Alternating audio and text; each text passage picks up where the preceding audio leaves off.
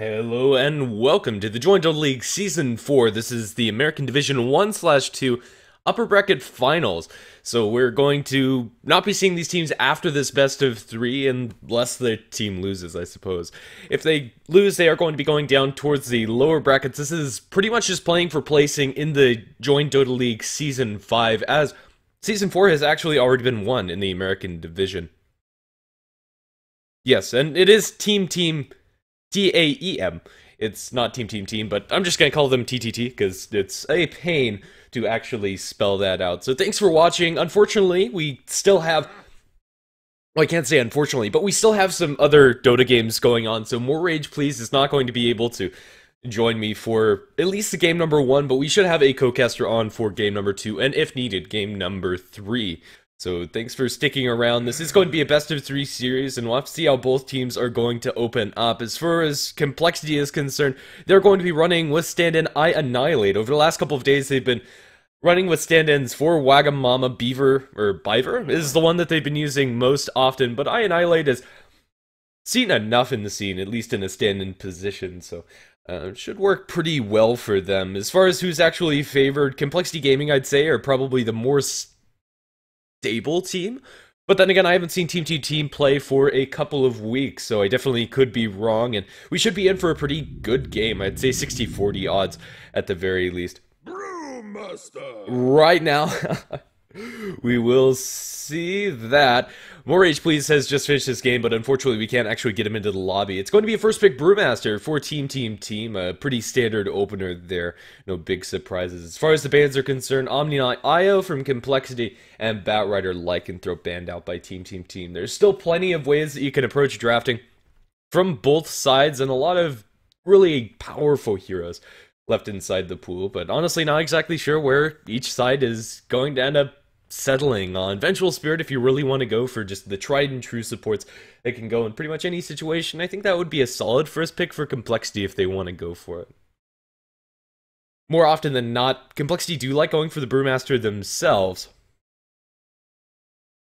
but let's see.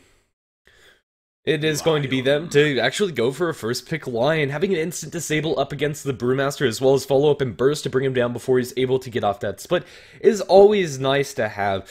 And I think Lion, he is getting a lot more popular as of late and works pretty well at what he does. That extra base damage, or not, yeah, it is a base damage buff in the most recent of patches. Juggernaut really has helped him, and then they'll follow that up with a Juggernaut. One of the big powerhouses in this current patch has really risen to popularity as of late. Team will get their hands on that Vengeful Spirit I was talking about earlier. But I suppose we can talk about Juggernaut, although we've probably seen him more than enough to know exactly what he's going to try to accomplish. A lot of early game power, a Hex can set up for that Blade Fury nicely and get yourself quite a lot of damage out if you can isolate a single hero. And then the Healing Word gives you a lot of pushing power. Juggernaut, just a Juggernaut. He lives up to his name. Is a really potent hero. Queen of Pain going to be banned out by Team, and Naga Siren taken out by Complexity. Although they already have the Lion, which is kind of a pseudo counter up against that Naga, it doesn't really matter. Just annoying hero to play around, yeah, I said that correctly. Just to play up against, for the most part, and definitely can respect that ban. Brewmaster is one of those heroes that can make plenty of space for Naga Siren to get up to her. What's going on? Did I not set the stuff? Oh dear me. Unfortunately, but it looks like HeflaTV has that all sorted out. We are going to just be waiting for either side to pick up their heroes. For now, we're really just looking at some of the tried and true picks in this current metagame. The Storm Spirit going to be banned out by Team, so maybe they want to go for one of those more aggressive split pushers, but it looks like they're just taking out Orchid Carriers. They're securing the Brewmaster a much better time. And even in lane, Queen of Pain and Storm Spirit do quite a good job at dealing with the Brewmaster. Although Brewmaster is almost impossible to outright shut down, if you can delay his Blink Dagger, it's all the better for your team. And having that Orchid to control him, as I kind of already touched on the Lion, just having that way to instantly lock him down and make sure he doesn't have that split, takes a large chunk of what makes that hero so potent in his mid-game team-fighting potential. Lion, although he can combo well with other supports, doesn't really beg anything else to go along with him. He's pretty self-contained with just the amount of lockdown and burst that he brings to the table. So yeah, there really isn't anything telling from either team. They don't have anything that they desperately need to build around. Nice Soccer Band coming out from Complexity. Might seem a little bit awkward, but it is a really annoying hero to play up against. The Midas Vision while inside the darkness, or the ultimate of the Night Stalker, makes team fighting an absolute nightmare. Puck's going to be the choice for Complexity. Partially a deny pick against the Vengeful Spirit. Puck combination, but just going to give them some nice amounts of control, and can't really fault them. Another instant way to deal with this Brewmaster. Getting off his ultimate's not going to be very reliable. Until he has a BKB, they have plenty of ways to deal with him. And it's a pretty valid way about drafting the Complexity you're going for. Disruptor is going to come out from Team. And that is going to be our supporting duo 9 times out of 10. We're not going to see any switches with mid-Disruptor or farming Vengeful Spirit. And it's going to be a pretty potent one at that. Nice fighting potential, good control, and a lot of utility from these two. You can stop the Juggernaut from getting off his spin and Omni Slash if you can keep him inside that static storm. But really, we don't see anything telling still. These are just really all-around solid heroes that both teams are bringing to the table. Disruptor has really awkward peaks when he actually gets his power, and we'll see how that actually affects how team play. Once you get a couple more points up into the glimpse and your ultimate, it's when you really become strong, but those earlier levels really doesn't accomplish much, which does miss out a little bit on the Vengeful Spirit's ability to look for ganks, but usually a Magic Missile in and of itself is enough if you have enough damage inside that lane. Magic Missile and a Thunderclap definitely could kill off most heroes, but Puck probably not one of them. Blue's Orb should be able to keep him out to safety 9 times out of 10. Ho ho ho. Okay, so we are going to have more Rage Please up very shortly. In game number 2, he is currently just chilling around in this chat.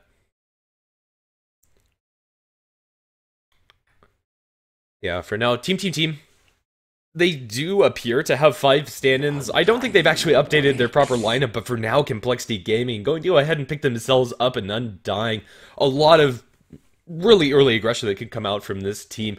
Between Decay, the spin coming out from the Juggernaut, and Lion's ridiculously long duration Hex, they can look for kills early and often. That's what they probably should look to do, shutting down team before this Brewmaster gets any semblance of farm, before he gets that Blink Dagger, and it is going to potentially dissuade team from going for a really hard carry. If Complexity do slip up at any one point and lose grip on that advantage, there is definitely the comeback potential for team to get back to this game, even if they go for something a little bit greedier, but this is very scary. Securing those early runes should be on the mind of Complexity, just with the raw amount of fighting potential. Team going to get another brawling hero in the Bristleback, but up against the Undying, he might not be having the greatest of time. He can deal with the zombies coming out from the Tombstone very easily. But then again, as the fights drag on, the Decay stack starts stacking up a Bristleback and make him quite a lot less tanky. So we'll have to see how that matchup actually works out. It feels like it's pretty even. It depends on what you're actually utilizing the hero for. Yeah, as it stands, Bristleback, if he doesn't get the farm, is not going to have a great time, but if he's able to pick up some decent amount of levels and items, might just be able to barrel through the enemy team. Clockwork going to be the last ban coming out from Complexity, and a very interesting one at that. I think it might have disrupted them a little bit more than it would have helped on their team, although an Initiator would be nice. I probably would have liked to see something like the Centaur or Tidehunter for team. I'm kind of angling towards a safe lane farming Bristleback for team, although they could throw him towards the off lane. It really depends on how they think Complexity are going to throw down these heroes.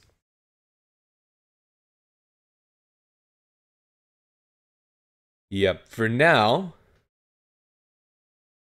this is going to be about it. The last pick for Complexity.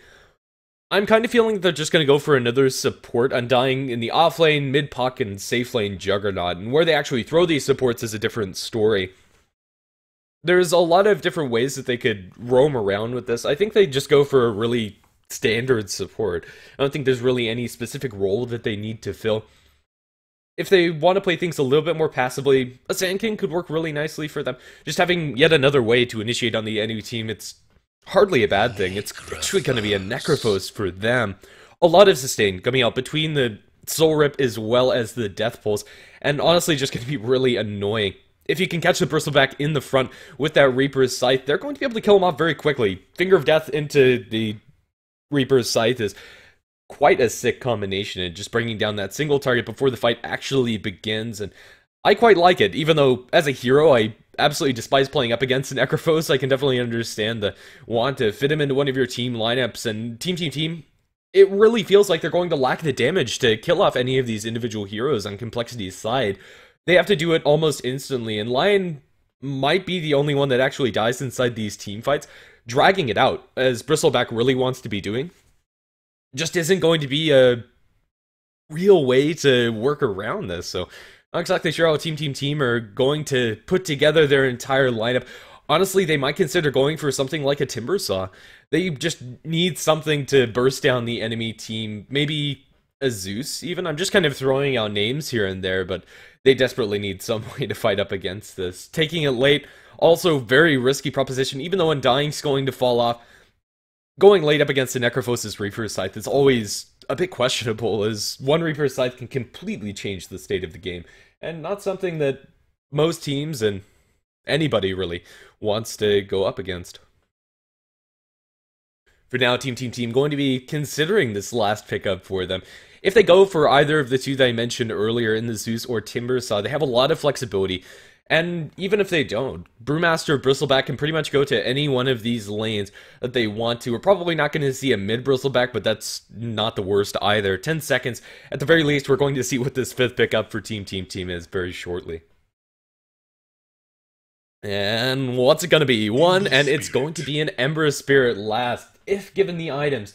Can get a very large amount of damage, but then again, they have a lot of ways to lock down this Ember, and I just don't really feel the pickup in general, but let's see how team are going to utilize it. It is all down to individual play, but as a general rule, I quite like Complexity's lineup and just their ability to completely snowball this one into victory. At all stages of the game, it feels like they have a clear plan and ways to meet up with the plan. Sorry, I'm going to clear my throat. Excuse me. But that said, we are going to go into this game, and I can go ahead and introduce the teams. Complexity going to be playing on the Radiant side of the map with Annihilate handling the puck. Necrophos going to be played by Limp. Undying already heading out towards the off lane, played by Moon Meander. And the bottom lane, Lion and Juggernaut. Z-Freak on the Lion and Swindle Melons on the Jug. Towards the Dire side of the map, it is going to be team. With Ryuza playing on the Vengeful Spirit. Disruptor played by WWD. Ember Spirit handled by Patzel. Mid lane Brewmaster by DK. And off lane Bristleback by Guanzo. For now, it's going to be Complexity to look for these early rune spots. It's unlikely that Bristleback's actually going to be able to contest this one at all, with the spin coming out from the Juggernaut as well as a potential Hex from the Lion, or pretty much anything. It looks like Swindle Melons is going to pop into the Roche Pit, but this is spotted out, or at least pinged out, by the Dire side. I believe that's the Brewmaster pinging over there, and yeah, it was. This Dire Observer ward is going to spot up that entire rotation. Top rune is going to be sat on by the puck, and it looks like a dual lane setup coming out from Complexity, and I think this is completely acceptable. They'll be able to get quite a lot out of most of these lanes, put some pressure onto the Ember Spirit, and probably not die in this top lane, just with the natural tankiness of Undying, as well as the elusivity of the puck. They'll spot out this Vengeful Spirit and get a decay onto 2. Venge already dropped down to 300 HP, 200 and 161, going to be forced to eat through both of the tangos, and securing the bounty rune to top it all off. That's Complexity getting an extra 200 gold and experience to start this game, and a really great start for them. Vengeful Spirit might even just go all the way back to base, and it looks like that's going to be the plan. It's ridiculous how much damage they can actually put out. That was maybe 4 auto attacks and a decay, and Vengeful Spirit's already dropped down to well below half. Block comes out from the puck as well as the Undying, and they'll put themselves in a pretty favorable spot for this laning stage. The Ember Spirit not going to have a fun time at all. 1v1 versus the puck, it's not that great, and even with the Sport, Disruptor's not going to be able to offer very much at all.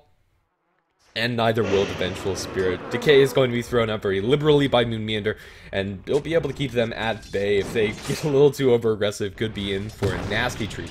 Mid lane Necrophos versus the Brewmaster should be pretty good for either side. We're not going to be touching on this lane very much. I'd say that Necrophos gets a slight advantage just because of the range that he's bringing to the table, but both can spam out the waves pretty evenly. Bottom lane, Bristleback should have a fun time against the Juggernaut and Lion, but still needs to be careful. There's decent killing potential, but not as much as up top. Moon Meander is still able to throw out those decays constantly and keep the enemy team at bay. Patzel has found himself 2 CS, but that's about all he's going to get for quite some time as they look for a wraparound onto Annihilate. With level 2, he's going to be able to disjoint this stun 9 times out of 10, the loser orb out to safety. Even if they have a glimpse available, which they don't, it is only a level 1 disruptor. It's not the longest of range at level 1, so they might not even be able to catch out the puck, which is completely necessary if they want to actually get that kill. But yeah, we're in for a bit of a passive early start. Necrophos dropping low in mid as he's pursued by DK. A couple of heals are going to keep him safe, but without the bottle, is Necro going to be in for a bit of a treat. I'm not exactly sure what transcribed to actually get him so low, but it looks like DK might have just pulled out with a couple of lucky crits and a clap. So that's going to be Necrophos taking the shorter half of this stick, although still CSing admirably. Again, Complexity going to find themselves both of these runes. Haystrom picked up by the Lion down towards bottom, and Moon Meander with the bounty rune. He gets 2 stacks of the decay, and that's a max HP of 340 on this poor Vengeful Spirit. Yeah, that's not a happy place to be in if you are any hero. Haste rune on the Lion hasn't made anything happen just yet, but Guanzo, very low on mana, is going to be trading blows with this Lion, but even though the rune control has been really nice from Complexity, it hasn't netted them a kill just yet. But the status quo is working just fine for them. All 3 lanes of them are farming, but then again, so are the enemy team. It's a very even laning stage, and that's probably not going to change very much. Slight advantage towards Complexity. Ooh, looking for WWD. The loser orb is going to miss, and Puck can't go for anything further towards that Disruptor kill. The lane's pushing a little bit further onto the dire side of the map, but yeah, really negligible advantage towards either side. We'll probably have to wait for the 4-minute rune before we see the opening for first blood, unless somebody completely oversteps their bounds. Once we have level 6 in this mid lane that's put from the Brewmaster with rotations, might be able to get a kill, but I think that's about it. Decay's annoying, but they haven't been able to abuse its full potential. Even though Moon Meander's been very liberal about spamming that on the 2 supports, they just don't have a great way to follow it up and actually get the kills. Maybe if they brought the Lion up in this top lane as well, things could have gone a little bit better for them, but if anybody oversteps their bounds with just 378 HP, they will be dropped incredibly fast. Yeah, that seems to be it. Bottles running for both of our mids, and they should be able to sustain. We have a little bit of a rotation coming out from this Venge, looking towards the Necrophos kill. This might catch them off guard. Magic Missile is going to connect, looking to get in front. They have the clap. He's going to be able to get 1 heal off, dropping TK low, but not low enough. With a couple more crits in the right clicks, it's going to be a pretty easy kill onto DK. That was without a smoke, and Necrophos probably just getting a little too aggressive there. Not exactly something you expect to have happen, but a nice movement coming out from Venge, and is going to secure them the 4-minute rune to boot. Bottom lane's going to be a double damage for the Lion. Not the most impactful of runes at all, but they also lose nothing up towards top in order to get that kill. So all around, just a nice rotation from team, and that'll put them at a slight advantage. Ember Spirit not farming as well as maybe he'd like to be, but still at a decent rate. At 17 CS at about 4.5 minutes in. The supports are starving a little bit for experience, both level 3, but that's completely acceptable, especially considering Moon Meander is only level 2. He's been getting a lot of rune to Annihilate. With the phase shift already spent out, he's going to be forced to jaunt away. Do they have a glimpse available? The tombstone's on the ground, but not going to stop them from going for Moon Meander. They glimpse back Annihilate. He has the silence, but still might fall. They just need a couple more right clicks to turn onto Venge. It's going to be a 1-for-1 trade, at least for now. He gets a soul rip off, and that's going to keep Moon Meander safe as he goes under the tower, trading hits with WWD. This is a trade that he can actually win if he gets 1 more decay, and that's going to be a double kill for Moon Meander. Well played by him. In the meantime, Necrophos in mid going to be taking quite a bit of frass from DK, but nothing that's not going to be regenerated. Very unfortunate the puck actually falls there, but still, it's going to work out for Complexity. This Undying getting some desperately needed items and farm. That is going to be your boots and a magic wand completed up for Moon Meander. Juggernaut has yet to really do anything except for farm inside this game, which I suppose is completely fine. But then again, I'd like to see them go a little bit more aggressively. The Bristleback hasn't been shut down hardly at all. Level 5, and I talked a little bit about inside the draft where you'd really like to get those levels and items up, and although this is going to be less than a safe lane farming, Bristleback is still going to be completely acceptable. Split in mid as they go for Limp. They do drop the tombstone on the ground, but this is probably not going to save the Necrophos. He gets 1 more heal off, but they have vision of him, and he should just be burned down by the Immolation Aura and that spell, if nothing else. Moon Meander also dropping pretty low. He is going to come back to the Earth Pan right under the guys of that tombstone, but still not going to be enough to bring down this Brewmaster, even slightly. Moonmander is going to be just fine as well, and that's the first use of the split for a kill, pretty much as expected and as prescribed for Team. They are going to Omni Slash down towards bottom onto Guanzo. The damage just isn't enough. Guanzo is going to be able to outrun us with 5 stacks of the Quills. This might be a very easy turn, but they do get the Earth Spike and a potential Hex from the Lion if they needed it from the trees. Unfortunate for that Bristlebite, just not expecting the backup. Vengeful Spirit and Undying going to make a little trade for the rune. And both teams going blow for blow. 3-3 is our kill score for now for both Complexity and for Team. What actually breaks them out of this? A little bit of a stalemate, however. We'll just have to see. As far as the build for Juggernaut's concerned, it's just going to be a fully bought Aquila on top of Poor Man's Shield, Magic Wand. No big surprises. But this Blink Dagger on the Brewmaster is absolutely huge. It's going to be about a minute before we see another split available for DK, but even just the Blink Clap is enough to open up for plenty of kills. This is a very fast Blink Dagger, mostly because he is 2-0 inside this game. Up towards top, glimpse back onto the clock. This is very problematic for Annihilate. They're going to be able to chase him down, and Annihilate can do nothing but watch himself fall, and WWD is getting closer and closer towards that level 6 mark and is having a pretty decent time. That's exactly what you have to do when you're dealing with these elusive heroes and you have a Disruptor on your side, just catching them on the very edge of that glimpse radius. Well, for now, things are going to continue at their current pace, but with the smoke bot up by the Vengeful Spirit and potentially going to smoke up DK, this is going to be where we see some of the pace going the way of Team. If they're actually able to pull off this smoke gank and make things work around it. So we'll see how that actually nets, or if that nets them any advantage. Moonmander's picking up something up towards top as they go down towards bottom. A couple stacks on the Z-Freak, and with the goo, he turns for the axe and brings in some backup from the Juggernaut, but it might not be enough. He gets the Earth Spike as well, and Guanzo dropping low, but he still should be able to kill off Z-Freak, and indeed will do so as he gets another proc of that Quill Spray. His Juggernaut smacks him once.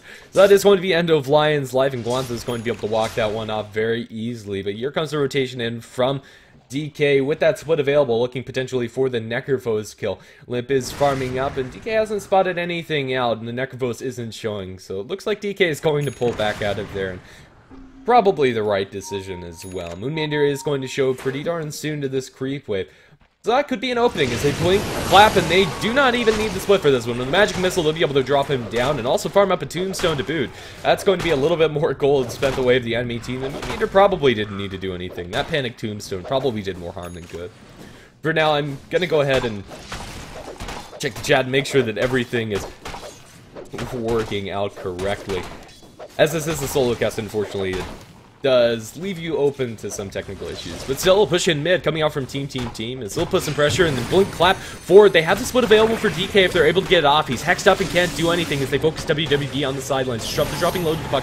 Reaper's Scythe goes away of DK, just trying to lock him down before he gets off the split, but they just don't have the damage. He's going to be able to look for a turn onto Limp as well as Z-Freak. Boulder toss up the Necrophos and Cyclone up the Lion. Limp dropping low, doesn't have enough mana for another one of those healing pulses, but will he even fall? Extra damage from the Wind Panda in the Wind Walk, and the Boulder toss is going to clean him up. Blink away from DK, going to make it over towards the right of the map, and it looks like this might be enough. He gets one lucky miss, but walking into the Juggernaut, this is going to be a very easy kill. He's crit down by Swindle Melons. That's going to be a dominating spree. Is also given away the Juggernaut for very little actually committed. Swindle Melons was just walking there right at the retreat of the Brewmaster. Not worth at all for Team. If I'm the Necrophos, I'm pretty okay with that trade. Even though, of course, you wouldn't want to die there, it still works out pretty nicely for him. Z-Freak, very close to getting his level 6, and that's where things get a little bit more interesting for the Lion. Even though they weren't able to burst him down inside the Reaper's Scythe, it did delay enough to where the Brewmaster was forced to dive really deep to look for that kill, and it's something that's really easy to get lulled into, where you really want to make something happen with that cooldown. But in that case, it's going down to hurting him, doing a little bit more hurt than good. My goodness, is that a Golden Doomling? Indeed it is. Okay, WWD is rich, I suppose. Who knows? Usually as a Dota player, you're not able to pick up so much money, but either way, very cool courier.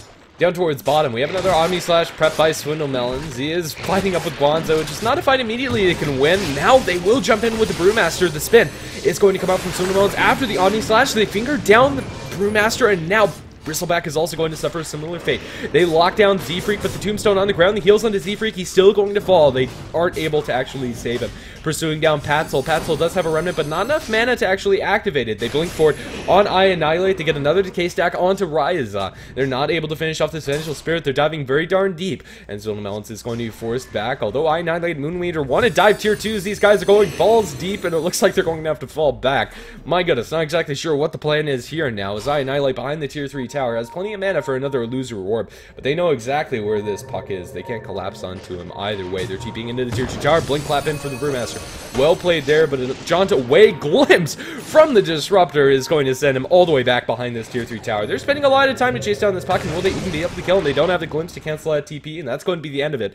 Undying also dies in the meantime to the Bristleback, and his man-fighting power, that dive from Complexity, was probably ill-advised. I can't say that that's really a good thing for you, feeding away quite a lot of gold towards team. And also not really getting anything in the meantime. As far as Lim's item build is concerned on this Necrophos, since he has died 3 times in this game and has been stymied by quite a bit, Undying's been played as a support, so there's nothing huge coming out from him, but we're still waiting on this Blink Dagger for Puck, and that's really the big item pickup for Complexity, and will make diving a little bit easier if they decide to go for it, but that last fight definitely going quite poorly for Complexity, I must say. Disruptor going deep for a little bit of a warding mission might be in some trouble. Let's see how lucky WWD is going to get his Vengeful Spirit kills off the Lion. Illusory Orb spots out poor WWD, and my goodness, you can't get sadder as a Disruptor. They're going to commit the Dream Coil to this one. He drops Kinetic Field and everything he can. They're going to Reaper Scythe him. So I suppose he gets the deep ward, and he draws out 2 ultimates, but then again, that ward is going to be taken out very quickly. Vengeful Spirit didn't actually see how that solo kill went off onto the Lion, but it is something that can happen with the Venge. For Juggernaut, it's going to be a Mask of Madness, and there's your Blink for Complexity. So they find themselves a bit of a window where they now have a bigger jump in power than the enemy team, and can look for some pushes onto the enemy side of the map. This is really important for them. Unfortunately, they don't have the coil or the Reaper's Scythe to actually accomplish much, and they are fighting in the split, which is something to be noted. Yep. So for now, we're just in for a bit of a farming state of the game. The net worth advantage is completely zeroed out, and the experience I expect it to be pretty similar in the graph. A very topsy-turvy game, and a very even one at that. Excuse me, I do have a little bit of gunk in my throat, so we're going to go ahead and clear that out.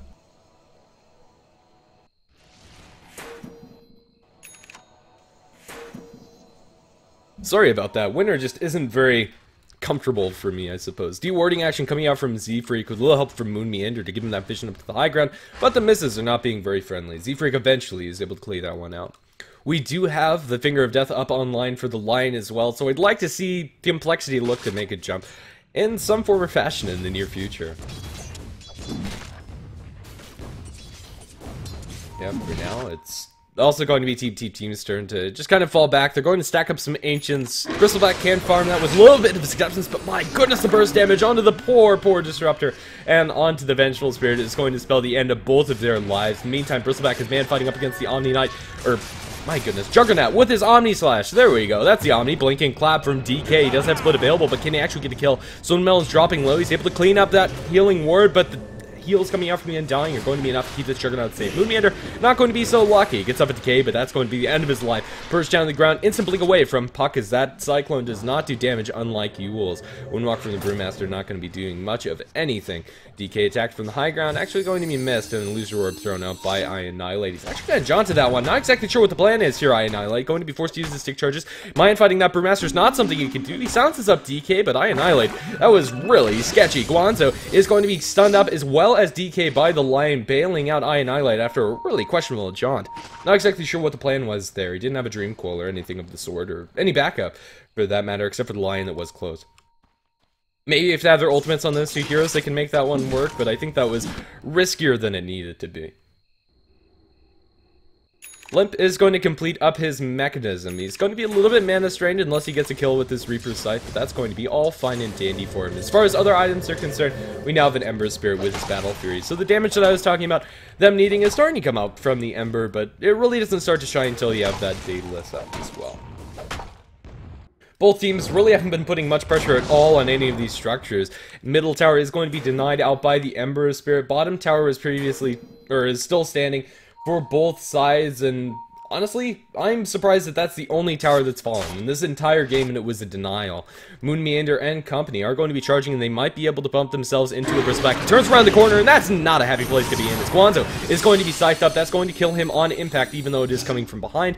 Doesn't really matter when you have a hero that's that low. So that is going to be a pretty clean, easy kill for Complexity. They also spot out this big ancient stack that has been made. Triple stack there, although they don't have the greatest of ways to farm it up. With the sustain, they can maybe look to steal that. They're going to put some pressure down in towards bottom as the tier 1 tower is going to be pushed by them. Moon Meander still with the ultimate activated, but that's going to be wearing off shortly. Tier 1 tower is going to be given away freely with no trade in sight for Team, as the tier 1 tower mid and top are both pretty lax right now. Patzel looking for the jump, but he's instead going to be jumped upon. Static Storm is going to be off the mark. The kinetic field didn't come out fast enough. Blink and Split on the sidelines. They are trying to burst down these heroes in the back lines and will be able to do so as Juggernaut kills off too. That is going to be a split. Moon Meander's getting body blocked a little bit. The Brewmaster minions are just a little too slow. He actually stops moving with the Earth one. Behind the tower, they're killing off everybody, and the Brewmaster's going to come back into his Earth form. The puck dropping low. Patzel can't quite secure this kill. Annihilate is going to die to one more Sleight of Fist. DK fingered down. DK dropping low, but is it low enough? They pursue him with a little bit more damage from Sundermelons. That is going to be a dominating spree for him. And a really messy fight that I didn't actually catch much of at all. Tier 2 tower is going to be pushed into by Complexity. Patzel is going to be fighting up against Moon Meander, but with a couple of heals and the ultimate activated, it's not a fight that he really should be comfortable taking. TP into the tower, coming out for the Bristleback. He wants to get into the front lines, trying to kill off this healing ward. Can he even do so? Not exactly sure what Guanzo's looking for as they spread. Delta Split coming out from both teams. TP attempt coming out from Z-Freak is going to succeed as he makes it back safely to base, and every one of the other heroes make it back to the end lines as well. A lot of TP is spent by team, and I suppose it's worth it since they protect their tier 2 tower, but still, a nice win for Complexity, all things considered, after a really aggressive dive that pays out in their favor. Yeah, especially... Ooh, Swindlemountain's going to be fighting up against DK. Not anything interesting there, actually, with a miss, not even hitting him once. But yeah, in that last engagement, in particular, just TTT looking to go aggressive and a nice counter initiation from the puck really sets things up for Complexity. And the Brewmaster split just didn't do anything. You have to deal with that Undying Tombstone. Team don't have a great way of actually killing off the Tombstone. They can kill off the zombies pretty easily, but up towards top, well, DK potentially going to be wrapped around upon with the Necrophos and the Undying coming in from the sidelines. The crits from the Jug, it's too much damage. They drop a kinetic field on top of Swindlemelons, but the kinetic field isn't there to actually lock him down and play. Heal's going to Moon Meander. He's also going to be Magic Missile up. They have Limp on the sidelines, looking for a scythe target. They'll kill off the Disruptor with the zombies. Moon Meander dropping low and is going to fall as that's a full creep wipe caught in that Sleight of Fist.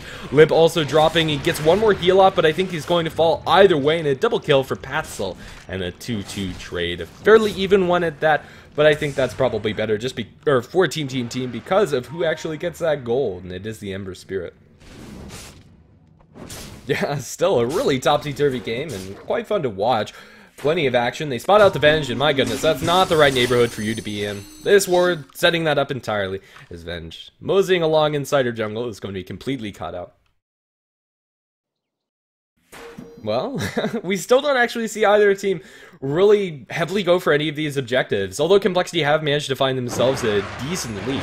About 5,000 in the gold and 4,000 in the experience. That's about all that's actually happened. There really isn't anything else. The tier 1 towers are still standing in top for the Dire side, and tier 2 towers have hardly been touched except for the one down towards bottom. Roshan hasn't been attempted, although I'd like to see that as one objective that they look towards. It's still really anybody's game. I mean, there's really nothing. It's all about who actually gets the initiations and who's winning these fights in a game that's played like this. And as you can see, the kill score is slight advantage towards Complexity.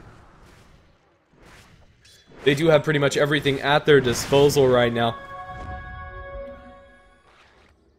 So we'll see if they're going to be able to find anything with this smoking. It looks like TTT have a similar idea as they bring in 4 of their heroes up through the north into the Roshan pit. They're going to jump in with Swindlemelon. Smoke's going to pop, and they know that Roshan's going on. Moon Meander walks into 4. Static Storm on the ground. This time the kinetic field's going to lock them in place, and that's going to be an easy 2 kills for team.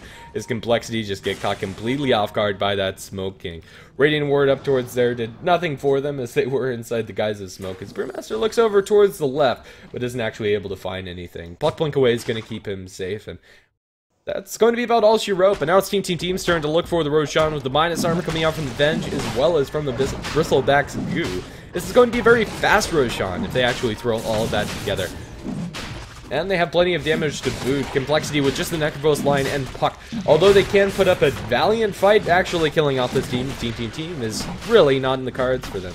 So they'll be able to take out this Roshan, and that's going to be about it. Team finding a really big advantage in the next couple of minutes. Drums complete on the Ember Spirit, now has enough money to purchase up a crit if he so desires. And that soul eventually should consider going for something along those lines. So, lying down towards bottom is just going to look to soak some experience. So the Blink Dagger is reasonably safe to do so, but does need to be careful. Jug, we have seen the vast amount of damage that he's actually able to put out. But he's going to go for a Mantis style, so not going to be the highest damage output from a Jug, but still, as we saw, it's all about who actually gets the jump. And I think that's pretty much going to maintain the case. My goodness, Mask of Madness makes you hit ridiculously fast, I'm sure. Zap, zap, zap, zap, zap. Okay, so as far as other things that are happening inside this game, this Aegis on Team really doesn't feel like it's going to get them much more than a handful of tier 1s, which is a valiant objective for them. And I don't think they're really pressured into going for anything else, but yeah, that's about it. Z-Freak and company are currently sitting inside the Roshan pit, but aren't actually able to do anything with it. They're going to set their sights on the tier 2 tower down at bottom. This Aegis isn't going to dissuade them from doing anything. Necrobook is picked up by the Puck, and that's going to give them a little bit of much needed pushing power. We'll have to see if it's enough, however. Let's see. Yeah, there really isn't much to talk about. This game is completely about fights, and not about actual strategical positioning at all. It's all about who takes the next engagement. And for now, Team look to have a slight advantage when it comes to that respect, with all of their ultimates online, as well as with Aegis onto the Ember Spirit. So it's a bit of a farm fest, even though the kill score is 18 to 16. It's not where teams are going aggressively for those objectives, mostly because of the teams that they've built themselves. The most pushing power that they actually have on structures is probably the plus damage from the Venge and the Bristleback. Yeah, it's really negligible. It's all about the right clicks, and they have to crushingly win a team fight, which just hasn't been the case. For the most part, this has been a game of trades. Yeah, pings galore coming out from either side, potentially looking to find out where the enemy team is hiding and looking for that next engagement. Sonal Melons is playing very aggressively, as he probably should be, on this Jug, and if he's able to find out a single hero, that Omni Slash should be able to obliterate them. But now, pushing in this tier 2 tower any further is very risky. He's already forced out the rotation coming out from 4 of the heroes of Team, and Sonal Melons should just book it. TP attempt is going to be stymied by a swap. I think he could have gone for that Venge. He was TPing down towards bottom as they go into the Bristleback. Guanzo, Earthspiked up. The damage isn't very great, but it's enough when you have all of these heroes around him, and that's going to be Necrovos securing himself a kill onto the Bristleback, my goodness. But either way, it's going to be a nice move coming out from Complexity. They probably should have gone for the swap on that Juggernaut. I think that would have been a valuable kill since they committed everything. I don't think they expected him to actually go down towards the bottom lane, but at the very least go for it. Even if one of you dies and you are swapping an Omni slashing Juggernaut into your team, they should be able to kill him off. Yeah, I don't know. It would have been risky, I suppose, so I can understand why they didn't do it. Tier 2 tower down in bottom is going to fall after that kill onto the Bristleback, because there isn't any TPs available from Team to actually contest that one. So it's going to be them outmaneuvering Team, and is going to find themselves objectives, even though they weren't the one to get the last Roshan. Smoke coming out from Complexity again. A really aggressive move as they go deep into the enemy woods. There are sentries on the ground, but that's not going to help you from this smoke, as they set their sights potentially on whoever's farming the woods, and that person is going to be DK. They look towards the right, there's Avenge. Look towards the left, there's Patsol and DK looking to lock them down. They drop the Tombstone onto the ground. BKB popped out by DK. He's going to eat an Omni Slash, however. Drops him low, but not low enough. He's able to get off the split, and now tries to make a turn. Moonmanger dropping low, but not low enough. The stain coming out from Complexity is pretty darn immense, and they're bringing down these Brewmaster Brewlings inside the Brew split. Under that Tombstone, they just can't do anything, and now Brewmaster needs to be very careful. Turns for a boulder toss onto Swindle Melons. Now back into his normal form. Swap, long range into the finger. Poor Vengeful Spirit, but saves the Brewmaster's life. DK walks back into a Dream Coil coming out from the Pock. They lock down Guanzo. They kill off the Brewmaster. Vengeful Spirit's life was given in vain. That's a 0 for 4. The only hero that survives is Ember Spirit, and he still holds on to his Aegis. But Never mind that. He lost his Aegis at some point in that fight. Sorry about that. TTT tower going to fall into complexity, and it looks like just every time they take a trade, it's slightly better than the enemy team, and a steady advantage going their way in the last couple of minutes, and now they put some pressure onto the high ground. They probably won't be able to take much more, but they, at the very least, force out a glyph, and that should probably be enough. Two of them are chained down, they glimpse back up limp to the high ground with no follow-up. Both him and Moonmander should be able to walk out to safety. Going for this tier 3 tower is pretty risky, but they can get as much damage as they can before being forced to fall back. Necronomicon 3 now picked up by the puck, and I think Complexity should go back towards farming and feel like they've had a successful fight, because they definitely have. Team TTT get nothing out of that last engagement.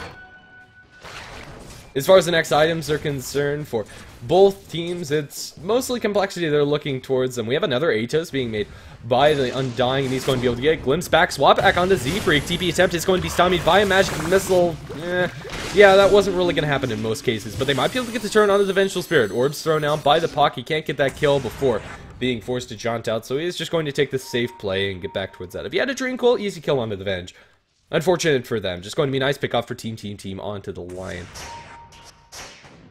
But yeah, that's about it. For the Juggernaut sitting on a huge chunk of gold, and we'll have to see what he actually goes for. Blink forward, silence with the Necrobook on the ground. Dream Coil, it's going to be puck killing off these two supports with very little on return. Their Static Storm is on the ground. Annihilate needs to get the heck out of here, and it looks like puck might just fall. The Blink Dagger is cooling down. Blink away down towards the south is going to keep puck out to safety. And Annihilate should be able to walk this one off, even though the Necrobooks might be farmed up by the Bristleback, and it looks like that's going to be the trade for the two supports. So it's not a clean victory. 200 gold a pop for those puppies is a hefty price to pay, but it's still going to benefit the puck. Scotty is actually going to be the purchase up by the Ember Spirit. Not sure if I entirely agree with this, but after the last couple of fights have gone, I can definitely understand the reasoning behind it. He just needs a little bit more tank to survive up against Complexity. But honestly, I think he just needs to be the one to kill them before they kill him, and just needs to rely on immaculate positioning. With a Basher now on the Juggernaut, it's just going to be really easy for Complexity to bring down this Ember. You can pretty much choose one single target and bring them out of the fight instantly. With the level 2 Finger of Death and the Reaper's Scythe, you pretty much just click R and click on those two heroes, and they're going to be completely, or onto that one hero, and they're going to be completely gone. Maybe except for the Bristleback if he's facing from behind. But that's about it. Even with 2000 HP on the Ember Spirit, that's not reliable by any means. And that's scary for sure. 4-staff Blink, they get the Earth Spike, and it looks like they'll kill off WWD. Long range initiation from Zedfreak, and it's going to find them a pretty easy pickup, and now transition into a tier 2 tower push. Team don't look interested in really defending. They have an Ember Spirit that can TP in, and it's just going to go for the trade on the tier 1 tower in the bottom lane. And in the meantime, Juggernaut and company are going to be able to push into this tier 3. Not really anything stopping them here. They pop the illusions from the Mantis style, are able to sustain with multiple heals. Can be up from their team. Sunamon, he's going to pop that healing ward and go to work on the tier 3 tower Tombstone. Very aggressively positioned, and now Moonmander just going to zone out the enemy team, although he needs to be careful. Gets his K onto 3, and Moonmander might fall. BKB blink in from DK is going to get that split off, focusing down Sunamon. They lose their tier 3, but how much else are they going to lose, and are they going to win this fight? Let's see. Sunamon's dropping low, but not low enough. They blink in with the puck. He gets initiation on 3, but Sunamon's still falling and is going to die. Puck, Illusory Orb is going to jump deep into the enemy base as they scythe the Patzel. He is going to be dropped down even with the Ember Shield still up. Limp dropping low. Guanzo also going to fall, or is he? Bristleback looking to return onto Zedfreak as DK comes back in his normal form. Limp has gone to town throughout this entire fight with a triple kill. Now looking for DK. Buyback from the Bristleback as they really want to kill off this Necrophos. And now Limp in a whole heap of trouble is going to be able to TP out straight as they just don't have any way to interrupt that with the heroes that are left. So it's going to favor Complexity even though they lose quite a bit. Buck going to rejoin this initiation, but he's eventually going to pop himself out of it too. So it's going to be 2 for 4, plus a buyback. As far as the last tally is concerned, they lose their Juggernaut, sure, they lose their Undying, but Necrophos really can't be ignored at this stage in the game. Team went for everything but Limp, and Limp is going to be more than happy with that. He's just going to sit on the sidelines, constantly taking away the health of the enemy team with his aura. He got up so many death pulses, and now with the complete Aghanim Scepter, it's going to be even harder. refresher, I'd like to see that as the next item coming up for the Necrophos to replace that bottle with double BKB and double Reaper's Scythe. Winning a fight for Team is just so darn difficult. With the Aghanim Scepter Reaper's Scythe, they smoke up top, they kill off the Brewmaster with a blink in from the puck and with Zed Freak and his Finger of Death. Necrophos deep behind enemy lines, they bump into this Brewmaster, or excuse me, Bristleback. He's going to get Atos up, slowed down, Guanzo pops the Crimson Guard, blocking a lot of damage from here, but now with the Tombstone on the ground, they get a nice Static Storm with the BKB on limp. He cares not for that. He'll be able to kill off the Venge even through the swap. Is the damage actually there? They side flip Guanzo, and that's going to be enough to kill off the Bristleback even from the side, which is insane. That's 104 seconds with no Bristleback after that dieback from previous. They'll Earthspike, clean up the creep wave, and now try to finish what they started up in the top lane. Range barracks are going to be pretty easy pickings for them. The Ember Spirit and Disruptor are the only ones surviving. Without an Ultimate on Disruptor, it might as well just be Pat Soul, and they need to be so careful with this Ember Spirit. Glimpse back is going to throw the line back towards the rest of his team, but the barracks are more or less completely going to fall, and this is the strength of a Necrophos. One pick off, which comes very easily, I might add, can really transition into hard objectives for your team, and they might even go for more. Without the Bristleback, he's really been one of the driving forces on their side. WWD dropped low, is going to fall to one more right click of I Annihilate and a godlike spree for this puck, and that's going to mean going for the tier 3 tower in mid. It really just doesn't get any harder for Team. They need to do something, but what can they do? GG's called out by WWD, and that's going to be about it. So yeah, I think that pretty much sums up the game. Necrophos is a good hero. Omni/Unavenged. Go and kill her off before the Ancient explodes. But that's it for game number 1. This best of 3 series. Winner secures themselves a spot in the Division 1 of JDL Season 5. I'm Grandis V. If you like the cast, you can follow us on HeflaTV on Twitter and Facebook. And for game number 2, I'll be joined by more Rage Please. So stick around, we'll have a co-caster up shortly.